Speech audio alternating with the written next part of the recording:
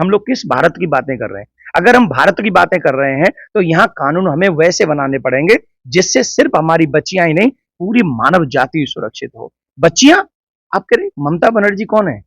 एक स्त्री है, एक देवी है, एक स्त्री शरीर में है, और स्त्री शरीर में होते हुए क्या उन्हें नहीं पता कि जब भी इस बच्ची के साथ में, किसी भी बच्ची के साथ में ऐसी भयावह है घटना घटती है तो उसके साथ क्या करना चाहिए, उसके साथ व्यवहार क्या होना चाहिए?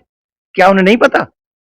और अगर वो ऐसो नहीं संभाल सकती है तो मैं सीधे सीधे कहता हूं, जिन लोगों को ये लगता है कि हम अपने प्रदेश को संभालने में और ऐसी घटनाएं घटने से रोकने में असमर्थ हैं, तो उन लोगों को अपना इस्तीफा दे देना चाहिए। और इस पे राज्यपाल को भी और राष्ट्रपति साहब को भी सोचना चाहिए कि हम अपनी बच्चियों को कैसे सुरक्षित कर सकते हैं। पढ़ी लिखी जगह है ना हॉस्पिटल, अगर वहीं डॉक्टर सुरक्षित नहीं है तो आम जनता का वहां क्या होगा?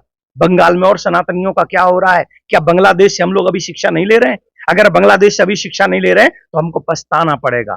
फिर एक बार देश की जनता को मैं कह रहा हूं, फिर एक बार मैं सभी जितने भी शासक हैं उनसे कह रहा हूं, कम से कम 50-55 धर्माचार्यों को सदन में आने दीजिए और उनको लाकर सही मायने में कैसे चारित्रिक उत्थान व्यक्ति का होगा, उसके बाद देश का विकास होगा, सही मायने में उसी को विकास कहा जाएगा। देखिए, सुप्रीम कोर्ट भी ये कह रहा है कि जो डॉक्टरों के साथ हो रहा है वो ठीक नहीं हो रहा है।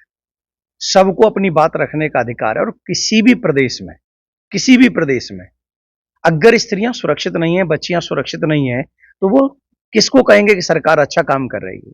मैं इसीलिए हमेशा कहता हूं कि कम से कम 50-55 धर्माचार्य सदन में होने चाहिए, जिससे उचित और अनुचित का निर्णय सही ढंग से कर सके।